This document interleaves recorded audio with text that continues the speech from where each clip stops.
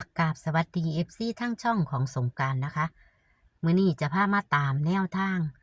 ของพอมิ่นชัยภูมินะคะงวดประจำวันที่2 มกราคม 69นะคะ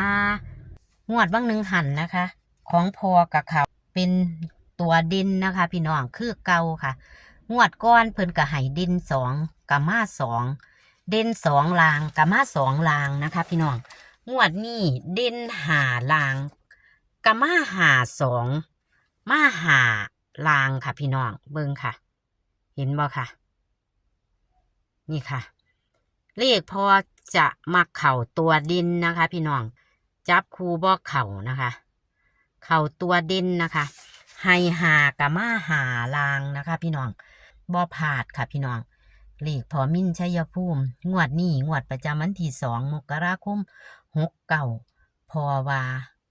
มีตัวดินนิ่นนะคะ พี่น้องมาแล้วนะคะ จะเป็นตัวใดนั้นเฮาไปรับชมรับฟังเสียงสัมภาษณ์ระหว่างแอดกับพอมิ่นชัยภูมิได้เลยค่ะ เหรอ ค่ะ สวัสดีค่ะพ่อ เป็นยังไงพ่อเฮ็ดแล้วหรือบ่หน้าปังพ่อ บ่รถหางก็เอารถมาลากหางรถเขอไปเฮ็ดงานทั้งอื่นอยู่ซิบ่ทันได้สูบน้ำดอก อืม ลากแห้งไว้น่ะ ค่ะ สองพี่น้องก็บ่ทันได้เฮ็ดอยู่ข้างกันน่ะ ว่างหนึ่งหันกับเขาตัวเด่นเนาะของพ่อเนาะ ได้คือเขาน่ะเลข5ว่ามันสิบอกตัวเขา52คือใด โอ้ เนาะ ยพ่อก็ดีเนาะโอ้ยก็เลยตัดออกแม่นบ่ แม่นอยู่มันว่ามันหลอกข้างบนหรือบ่ออกข้างล่างเนี่ย เนาะมันออกได้ไหมพ่อมันก็ออกได้จังซั่นแหล้ว อืม มันเป็นยังสิออกได้จังซี่ล่ะคือกันก็ไปเอาคลิปของแม่ไล่น่ะเพิ่นก็ฝันเกี่ยวกับลูกชายเพิ่นอายุ52 ปีเพิ่นก็ว่ามันสิบ่ออกอีกเพิ่นก็บ่เอาลงคือกัน อืม โอ้ยก็ออกอีก นี่ล่ะค่ะ มันพลาด ตรงติว่ามันสิบ่ออกมันก็ออกจนได้อืม ของพ่อก็ตัดออกว่าติ งั้นเด้อว่าบ่เคยมีคนมักอยู่ทั้งพี่กันก็เรียกมันออกแล้วซั่นแม่นเนาะ มันก็บ่มีผู้ถูกล่ะเพราะว่าส่วนมากนะบ่ค่อยมีคนถูกดอก แต่มันก็เข้าตัวเด่นของพ่อคือเก่าเนาะลางเนาะมาหาคือเก่า มาทั้งบนทั้งล่างทั้งเลข5เนาะ อืม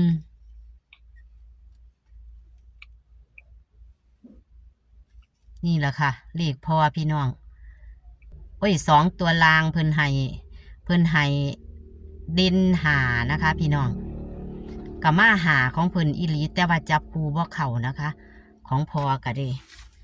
งวดก่อนกับเด่น2เนาะพอลางเนาะเพราะว่ามันบ่เป็นตาตัดออกดอก เนาะ อันนี้หนูก็เลยโทรมาเอาเลยเขาเลี้ยงเขาเล่าวเด้อเดี๋ยวเพิ่นสิว่า เอาเล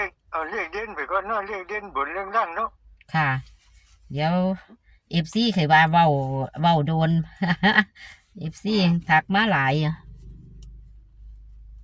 เด่นบน5กับ6ด้วยงวดน่ะ2ตัวมาตัวนึง เด่นบน 5กับ6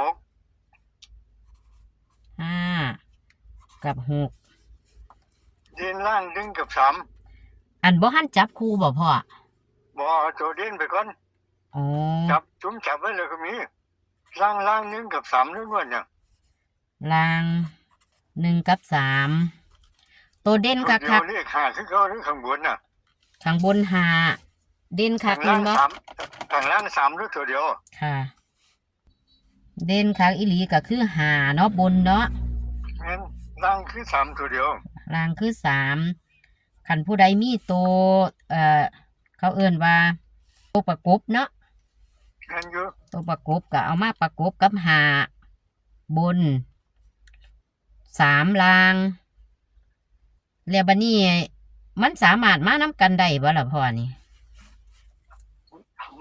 มันบ่ใครมามันเกิดมาตัวเดียวตัวเชื่อ อืม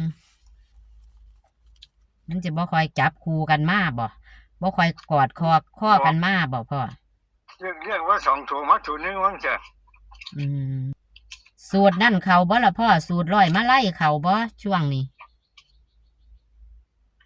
เข้าอยู่เด้อเรียก 901ได้ทางคันเอาคืนอยู่ลงได้อยู่ อืม มันมาตัวเดียวมันบ่มาเพราะสองตัวเด้อ ค่ะ เอาตาเด่นบ่ให้จับคู่ไว้จักนั่นเลยติพ่อ จับไปแล้ว อืม เอาเลข3ตัวคนเด้อบัดนี้เด้อ ค่ะค่ะ 812 813 812 813 842 843 842 842 843 541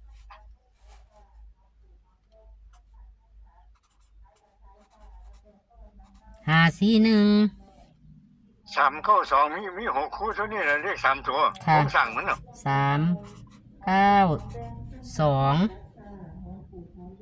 ครับบอกเพิ่นตัดตัวท้ายสินั่นไม่ได้ตัดดอก2ตัวว่าซั่นเด้อ ค่ะเขาเจ้าหูจักอยู่ดอกพ่อเขาเจ้าตัดอยู่ดอกดิFC เพิ่นฉลาดคือหยังนี่ดอก ตัดลินก็จะได้12 13 41 42 43 92เนาะค่ะเนาะ ครับ ถ้าตัดลิน แต่ว่าเด่นหาคือมีแต่หา41พ่อ มีเท่านั้นแล้วมันได้เท่านั้นเอาแบบนั้นเลยล่ะ อืม บัดมันมีข้างล่างอยู่เนาะ อืม ข้างล่างมี4คู่ ค่ะ 35 36 38 39เท่านี้เลขล่างมี4คู่แล้ว 35 36บ่พ่อ 36 38 39มี3-4คู่เลขล่างอ่ะ 38 39ข้างบนนี่ว่าเด่นหานี่มันคือบ่มีเลขหาพ่อมันคือมีแต่หา41มันเด่นแบบใดเนาะนี่เนาะ มันหลายตำราเนาะเดี๋ยวซุ้ม2เขาหามันก็ได้ เว้าอยู่เดี๋ยวนี้พ่ออันเด่นนี่มันหลายสูตรติมันจังมาเด่นหาพ่อหรือจังได แม่นอยู่มันเฮ็ดได้ตัวเดียวคือว่าก้อนน่ะ โอ้ เลขตัวเดียวน่ะ มันหลายสูตรมันมาชนที่หาวันถอดตัวเด่นน่ะ แม่นอยู่ อืมก็ให้เพิ่นเอาไปหาจับใส่ตัวประกบของข้าเจ้าเนาะพ่อเนาะคือหานี่ แม่อยู่ะ คือหานี่เฮารูดสามารถรูดได้แม่นบ่ แต่ละรูดได้ถ้าเป็นเลขล่างรูดได้เบิ่นน่ะ อืม ลังช่องเพิ่นว่าเพิ่นรูดเอาเส้นคันได้ตัวเด่นตัวเดียวเขาออกช่องด้วยน่ะ มันก็เป็นจังซั่นล่ะเพราะว่าหนูก็เลยจังถามเพราะว่านี่ล่ะว่า ตัวเด่นหานี่คือเฮาสามารถรูดหลักหาได้เนาะ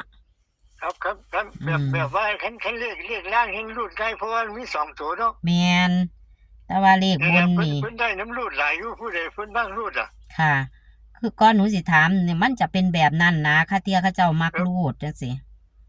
บอกเพิ่นรูด อืม ถ้าผู้ใดมักเห็นตัวเดียวมักรูดให้รูดซั่นน่ะ เพราะว่าส่วนมากของพ่อนี่ มันจะมาลางเด่นมันจะเข่าดีคือลางเนาะแม่นอยู่ดอกหลักสาม มันเข้ามาหลายมื้อนี้เลขล่าง ค่ะ เลขตัวเดียวนี่ก็หลายมัน เลข จับคู่บ่อยากเอาซะเห็นว่าแหละถึงออกเบิ่นออกหยังไปทั่วเนาะปานนั้นน่ะ แต่ว่าเฮาก็เอาไว้คือเก่าล่ะพ่อจับคู่ก็เลยแต่ว่าเด่นนี่ให้เพิ่นฮู้เลยว่าคันเด่นลาง3จังซี่ก็คือรูด3เนาะมันสิ แอยู่แล้ว